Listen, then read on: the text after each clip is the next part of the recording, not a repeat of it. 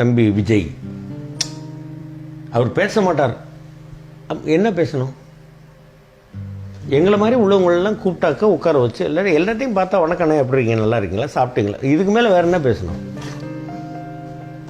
பேசுனா தலைமையில் ஏறி உட்காந்துக்குவாங்க. இது ஜென்ரலாக எல்லாருக்கும் உள்ள விஷயம். ஒருத்தர்கிட்ட ஓவராக நீங்கள் பேசிட்டீங்கன்னு உடனே அடுத்த படத்தில் ஏதாவது ஒரு வேஷம் சொல்லுங்க அப்படின்னு ஆரம்பிப்பாங்க. சொல்கிறேன் அப்படின்னு அந்த இடத்துல பொய் சொல்ல வேண்டியிருக்கும். அதனால் வணக்கம் நல்லா இருக்கீங்களா, ரைட், கேட்டுப்போங்க. அவர் வேலையே அவர் கரெக்டாக செய்கிறார், அவ்வளோதான். ஆமாம். அதே மாதிரி தம்பி அஜித் அவர்கள்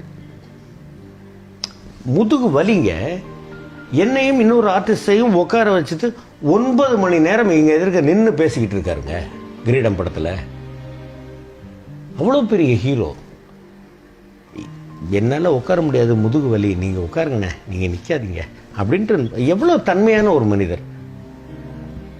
அன்னைக்கு அவருக்கு ஷூட் வர்றதுக்கு நைட்டு தான் வரும்ட்டாங்க, பகலே அங்கே வந்துட்டார். எங்களை உட்கார வச்சுட்டு அவர் நின்றுக்கிட்டு பேசிக்கிட்டு இருக்கார். நிற்க வச்சுட்டு உட்காந்து பேசுகிறவங்கள தான் நம்ம பார்த்துருக்கோம், உட்கார வச்சு நின்று பேசுகிறவங்கள அவர் தான் பார்த்தேன் நான் அன்றைக்கி.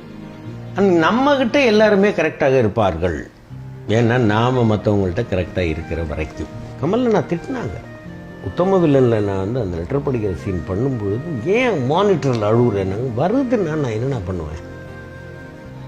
எனக்கு கண்ணீர் வருதுண்ணா, நான் என்னென்ன பண்ணுவேன்? உங்கள் எதிர்க்க நிற்கிறேன்.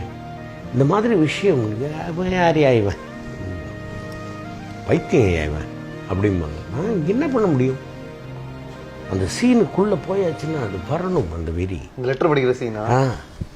நான் அண்ணாக்கிட்ட சொன்னேன்னா ஒரு அந்த இது நல்லா பண்ணியிருந்தேன். அண்ணா என்னண்ணா நீங்கள் என்ன நீங்கள் இல்லைண்ணா ஒரே ஒரு எச்சம் முழுங்கிறதுல காதல் செத்து போச்சுண்ணா. எதில் அப்படின்னாங்க. தேவரமங்கல. நான் ஆமாம்ல, நான் என்னமோ முழுங்கினேன், அது சொல்கிறதுக்கு தயங்கி முழுங்கினேன், அது காதல் செத்து போச்சுன்னு மீனிங். நான் அதாவது ரேவதியை வந்து அந்த பையன் ஓடி போயிடுவான், எல்லாம் பண்ணுவான், இங்கேருந்து வந்தோன்னு இவனை வர சொல்லு அவனை வர சொல்லு, சுப்பனுக்கு குப்பனுக்கு கல்யாணம் பண்ணி கொடுக்குறதுக்கு நான் தயாராக இல்லையான்னு அவங்க கள்ளப்பர் நடராஜன் பேசியிருப்பாங்க. எல்லாம் பேசி இந்த பிள்ளை நில்லு, ஆத்தா இல்லாத விடு, அதான் எல்லோரும் சேர்ந்து கெடுத்து விட்டோம் அப்படின்னு சொல்லுவாங்கள்ல, அப்படியெல்லாம் கிடையாது, நான் இருக்கேன்.